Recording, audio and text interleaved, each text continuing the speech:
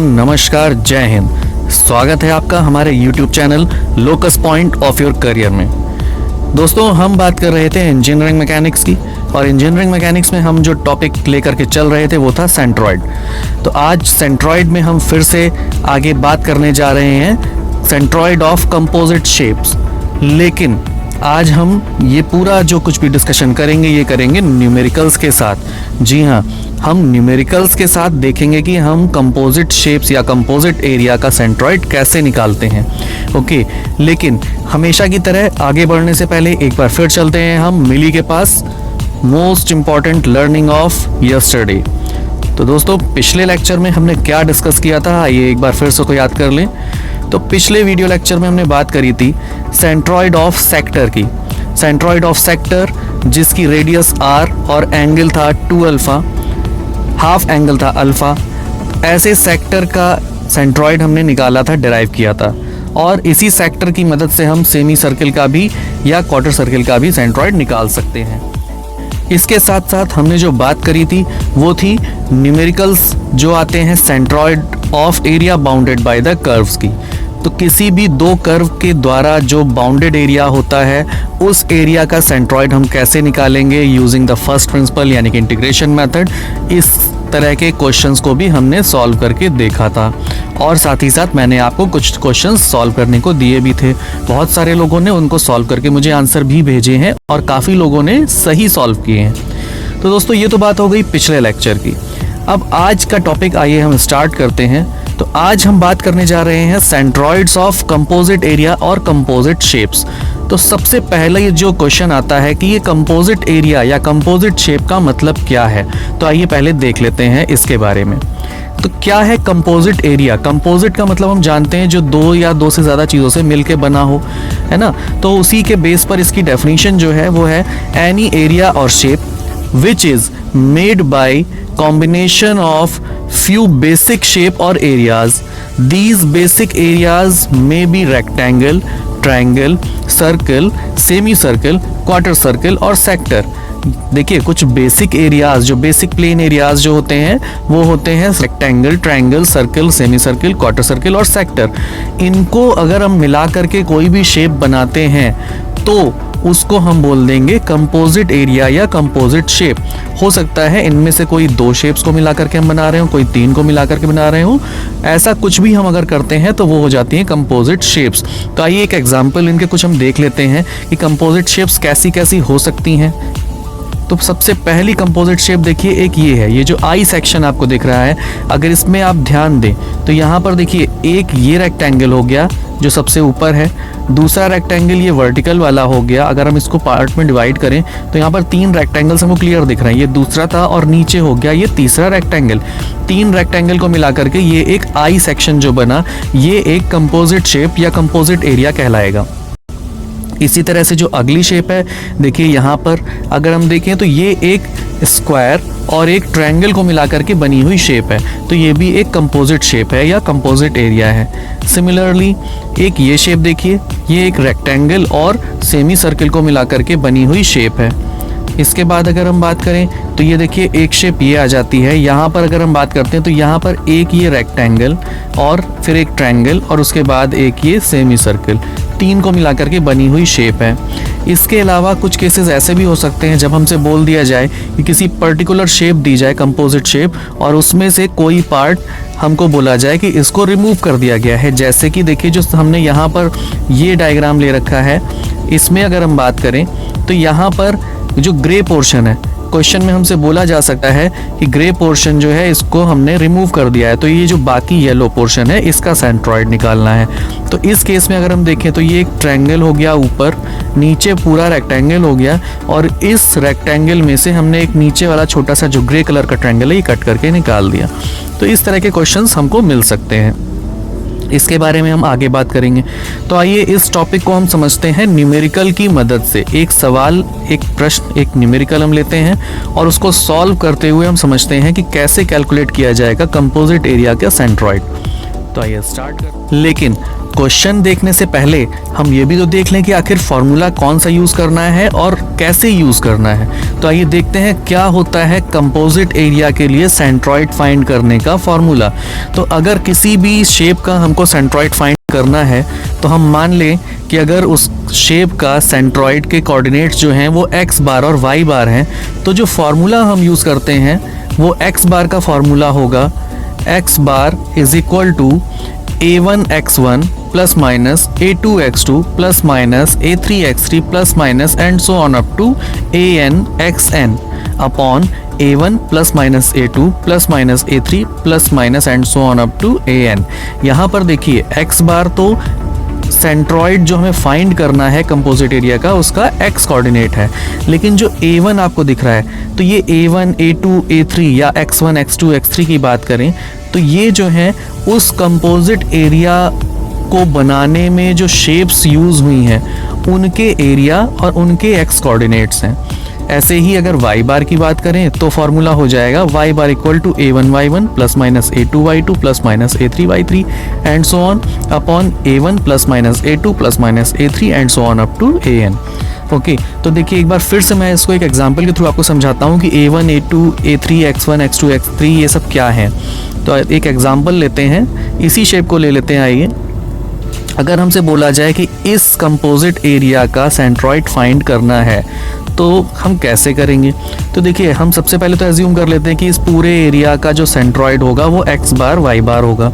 अब x बार y बार हमको find करना है तो देखिए इस फॉर्मूले में जो टर्म्स यूज़ हुए हैं उनका क्या मतलब है।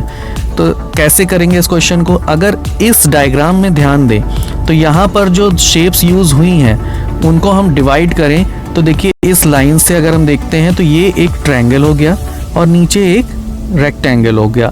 इन दो को मिला करके ये पूरी शेप बनी हुई है, ये पूरा एरिया बना है। तो अब हम इनकी नंबरिंग कर देते हैं। तो हम बोल देते हैं कि ट्रायंगल को हमने नंबर दिया 1, रेक्टेंगल को हमने नंबर दिया 2। ओके, तो ट्रायंगल का एरिया हो गया a1 और रेक्टेंगल का एरिया हो गया a2। इसी तरह से हमको देखिए बेसिक शेप्स के फार्मूला हम डिराइव कर चुके हैं सेंट्रॉइड का, तो हमको पता है कि ट्रायंगल का सेंट्रॉइड कहाँ होता है और रेक्टेंगल का सेंट्रॉइड कहाँ होता है। यानी कि हम ये जानते हैं कि इस ट्रायंगल का जो सेंट्रॉइड होगा उसके कोऑर्डिनेट्स क्या होंगे किसी पर्टिकुलर ओरिजिन के रिस्पेक्ट में। तो अगर वो x1 y1 है और इसी प्रकार अगर रेक्टेंगल के जो सेंट्रॉइड के कोऑर्डिनेट्स हैं वो x2 y2 हैं, तो इस पर्टिकुलर केस की बात करें तो यहाँ पर देखिए 1 और 2 को मिला करके ये शेप बनी है। तो हम जो फार्मूला लगाएंगे वो हम लगाएंगे कि x bar is equal to a1 x1 plus a2 x2 upon a1 plus a2, क्योंकि दो शेप्स को केवल मिलाया गया और ये कंपोजिट शेप बन गई। तो यहाँ पर हम केवल प्लस साइन लेंगे, यहाँ पर माइनस का यूज़ नहीं होगा, इसीलिए फार्मूला में प्लस माइनस दोनों मेंशन किए गए हैं। तो डिपेंडिंग ऑन क्वेश्चन यहाँ पर केवल प्लस साइन यूज़ होगा। ओके, अगर इसी की जगह ऐसे ही y बार हम कैलकुलेट कर सकते हैं तो वहाँ पर हो जाएगा y bar is equal to a1 y1 plus a2 y2 upon a1 plus a2। Okay, अब देखिए एक इसी क्वेश्चन में हम थोड़ा सा चेंज करते हैं। यहाँ पर अगर बोला जाए कि इस नीचे जो आपको ये एरिया दिख रहा है इसमें से इस ग्रे पोर्शन को कट करके निकाल दिया गया है, बाकी बचे हुए एरिया का सेंट्रॉइड हमको फाइंड करना है। तो हम कैसे करेंगे, तो आइए देखें। इस पूरे एरिया को अगर हम देखें तो ये कितने पार्ट में हम इसको डिवाइड कर सकते हैं। तो देखिए यहाँ पर भी एक तो हो गया ये ऊपर वाला ट्रायंगल, दूसरा हो गया ये पूरा रेक्टेंगल। ओके, नीचे वाला पूरा रेक्टेंगल। अब इस रेक्टेंगल में से ग्रे पोर्शन जो है इसको कट करके निकाला गया है। तो 3 एरियाज हो गए जिसमें 2 एरियाज को जोड़ा गया है, एक ट्रायंगल और एक रेक्टेंगल, और उसके बाद जो एरिया बना उसमें से इस ट्रायंगल ग्रे कलर वाले ट्रायंगल को कट करके निकाला गया। ओके, तो आइए नंबरिंग कर देते हैं इन एरियाज की। तो नंबर 1 हो गया ऊपर वाला ट्रायंगल, नंबर 2 हो गया नीचे का पूरा रेक्टेंगल, और नंबर 3 हो गया ग्रे कलर का जो ट्रायंगल शो हो रहा है। तो अब यहाँ पर भी अगर हम ध्यान दें, अगर हमको बेसिक शेप्स के फॉर्मूले पता हैं जो हम डिराइव कर चुके हैं, तो इस ट्रायंगल के कोऑर्डिनेट्स हमको पता होंगे सेंट्रॉइड के, हो जाएंगे x1 y1, रेक्टेंगल के लिए x2 y2, और अगर ग्रे कलर का जो ट्रायंगल कट करके निकाला गया है इसके कोऑर्डिनेट x3 y3 थे।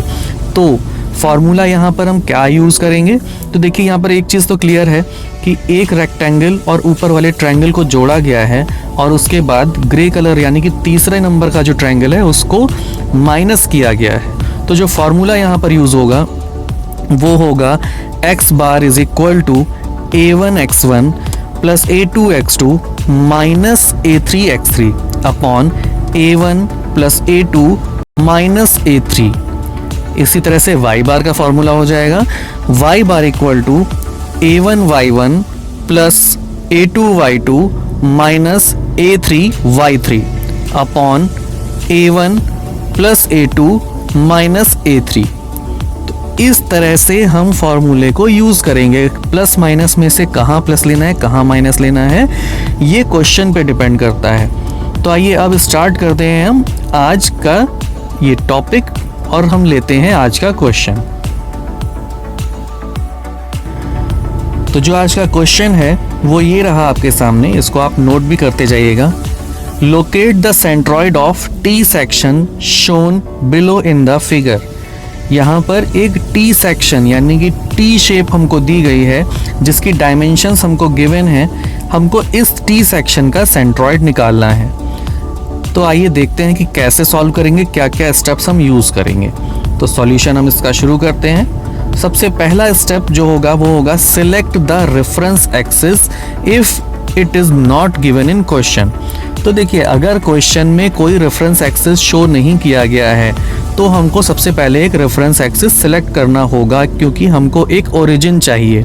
ओके, तो अगर पॉसिबल हो तो हम यहाँ पर कोशिश करेंगे कि कोई ना कोई एक्सिस ऑफ सिमेट्री मिल जाए, यानी कि कोई एक ऐसा एक्सिस हो जो सामने वाली शेप को हाफ हाफ पार्ट में या मिरर इमेज में डिवाइड कर दे। तो इस केस में अगर हम ध्यान दें तो एक वर्टिकल लाइन ऐसी हो सकती है जो इस टी शेप को हाफ पार्ट में एग्जैक्टली डिवाइड कर सकती है। तो हम वाई एक्सिस उसी को ले लेंगे। तो आइए देखते हैं क्या होंगे रेफरेंस एक्सिस। ये हो गया हमारा एक्स और वाई एक्सिस। इस केस में अगर देखा जाए तो वाई एक्सिस जो हमको दिख रहा है ये वाई एक्सिस टी शेप को प्रॉपर डिवाइड कर रहा है हाफ पार्ट में या मिरर इमेज में। ऐसा हम क्यों करते हैं? If it is possible to have axis of symmetry, then one of the coordinate of centroid of composite area will become 0।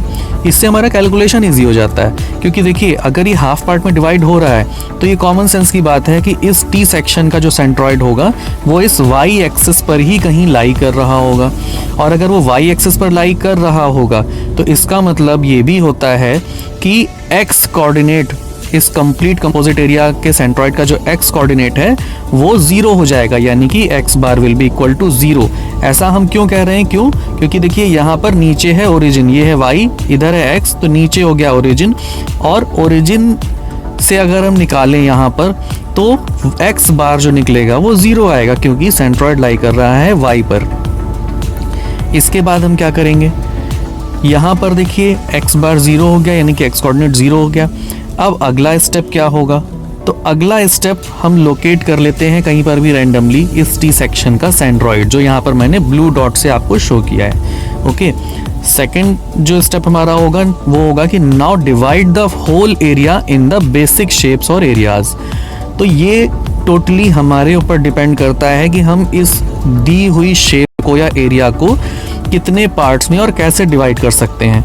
यहाँ पर मैं डिवाइड करता हूँ इसको यहाँ पर एक लाइन खींचकर। अगर ऐसे एक लाइन खींच दूँ तो यहाँ पर देखिए एक ऊपर रेक्टेंगल है जो हॉरिजॉन्टल दिखेगा और एक नीचे वाला रेक्टेंगल जो वर्टिकल, इनको मिलाकर के टी सेक्शन बना है।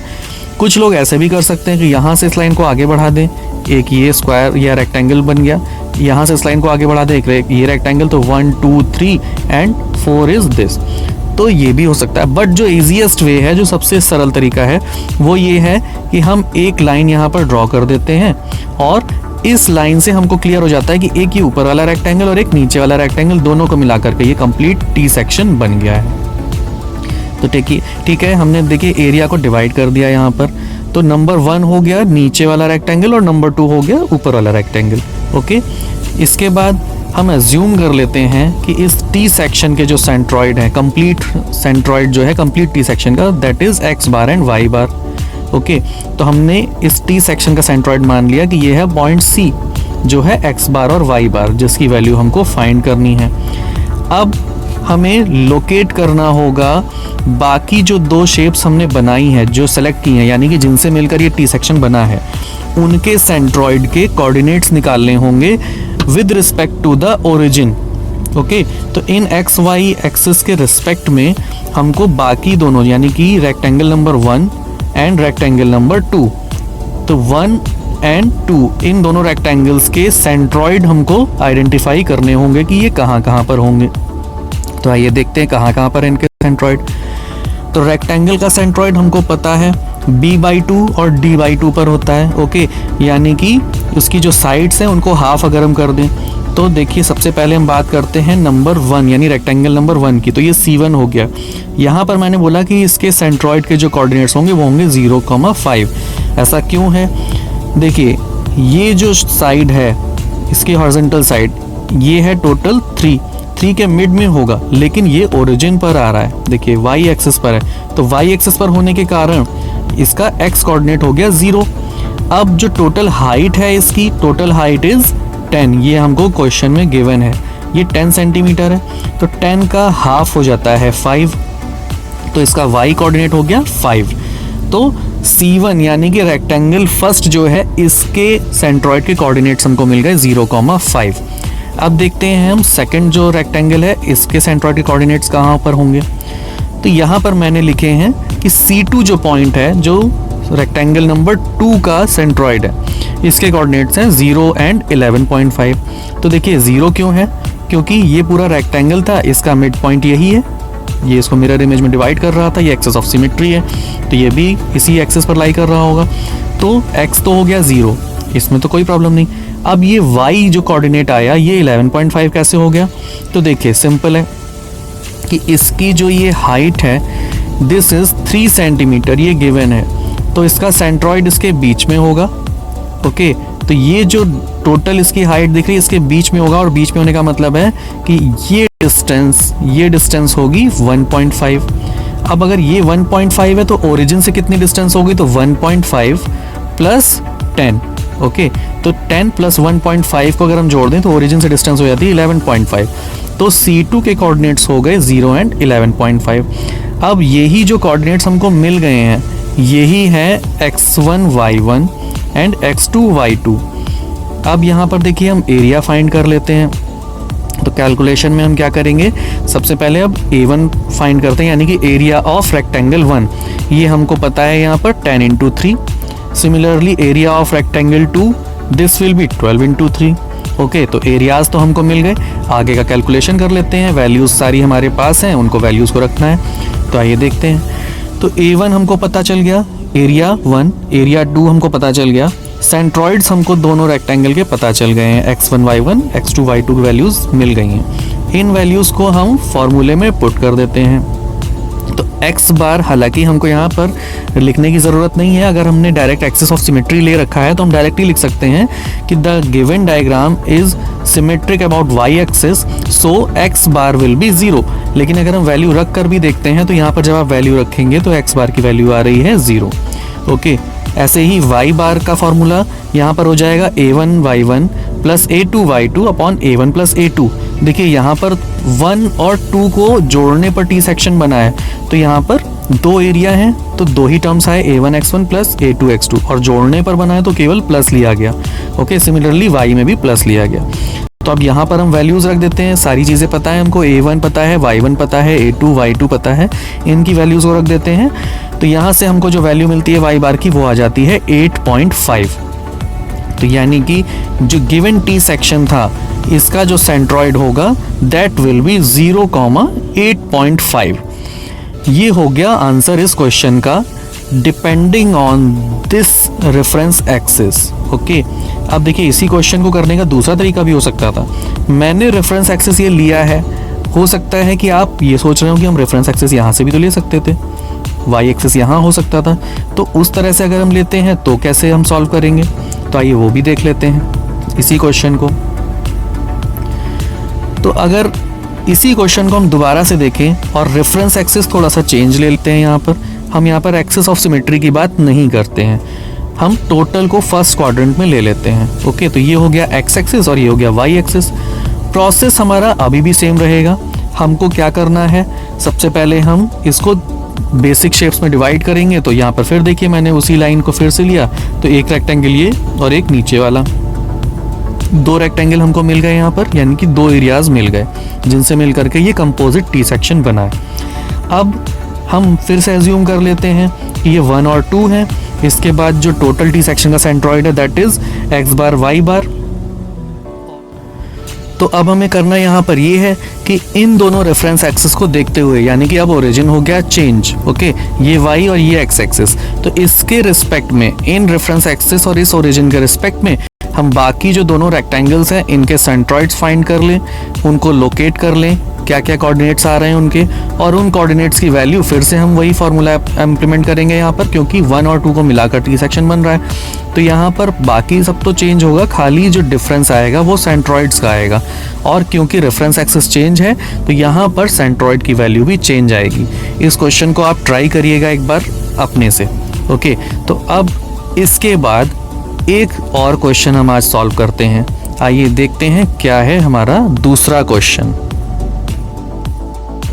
तो जो दूसरा क्वेश्चन है आज का वो है ये, यहाँ पर देखिए एक शेप दे रखी है, रेफरेंस एक्सिस दे रखा है और लिखा हुआ है क्वेश्चन कि locate the centroid of area shown below if the shaded semi circle has been remove from it. देखिए यहाँ पर जो ये एरिया दे रखा है, ओके, ये जो एक एरिया आपको दिख रहा है, इस टोटल एरिया में से इस सेमी सर्कल को कट करके निकाल दिया गया है, तो बाकी बचे हुए एरिया का सेंट्रॉइड हमें निकालना है। तो इसको हम चलिए शुरू करते हैं। यहाँ पर रेफरेंस एक्सिस हम नहीं ले सकते हैं क्योंकि क्वेश्चन में गिवन है। देखिए यहाँ पर पहले से मेंशन है कि ये है y एक्सिस और ये नीचे दे रखा है x एक्सिस, ओके। तो y axis x axis given है, तो यहाँ पर हम रेफरेंस एक्सिस इसी को लेकर के चलेंगे क्योंकि ऑलरेडी मेंशन है। डायमेंशंस हमको गिवन है, डायमेंशंस पे एक बार ध्यान दे दीजिए। This is 100, this is 150, this diameter of this semicircle is 100, so radius will be 50 and this distance is 150। ये हमको given है। चलिए स्टार्ट करते हैं इस क्वेश्चन को। तो क्या करेंगे हम इस क्वेश्चन में सबसे पहले, अब क्योंकि रेफरेंस एक्सिस तो ऑलरेडी गिवन है, तो अगला स्टेप जो हमारा होगा वो होगा कि इसको हम सबसे पहले बेसिक शेप्स में डिवाइड कर लें, ओके। तो बेसिक शेप में अगर हम डिवाइड करते हैं तो देखिए मैंने यहाँ पर एक लाइन ड्रॉ कर दी है, ये देखिए ये लाइन, ओके। तो अगर बेसिक शेप्स की बात करें तो ये ऊपर एक राइट एंगल ट्रायंगल है, ये ऊपर राइट एंगल ट्रायंगल आपको दिख रहा है, इसके नीचे एक टोटल रेक्टेंगल दिख रहा है, ये टोटल रेक्टेंगल हो गया, और इस रेक्टेंगल में से इस सेमी सर्कल को कट करके निकाला गया है। यानी कि 3 बेसिक शेप दिख रही हैं। Number 1 is this is triangle, ये रेक्टेंगल और ये सेमी सर्कल, ये 3 बेसिक शेप्स हैं। इनकी हेल्प से हमको इस पूरे बचे हुए एरिया का सेंट्रॉइड फाइंड करना है। तो आइए इनको हम एक नंबरिंग कर देते हैं इन एरियाज़ की। तो नंबर 1 हो गया triangle, right angle triangle, number 2 जो है वो है रेक्टेंगल, और नंबर 3 हो गया सेमी सर्कल। ये नंबर्स मैंने दे दिए, ओके। तो अब देखिए इसके बाद हम क्या करेंगे, तो हम सबसे पहले फाइंड कर लेते हैं कि इन शेप्स के एरियाज़ क्या क्या हैं। तो यहाँ पर A1 हमको पता है ट्रायंगल का एरिया है, और ट्रायंगल का एरिया होता है half into base into height. तो half into base, base is 250। देखिए ऊपर जो राइट एंगल ट्रायंगल है इसका ये जो बेस है दैट इज 250, नीचे डायमेंशंस दे रखी हैं 150 प्लस 100, तो ये टोटल हो गया 250।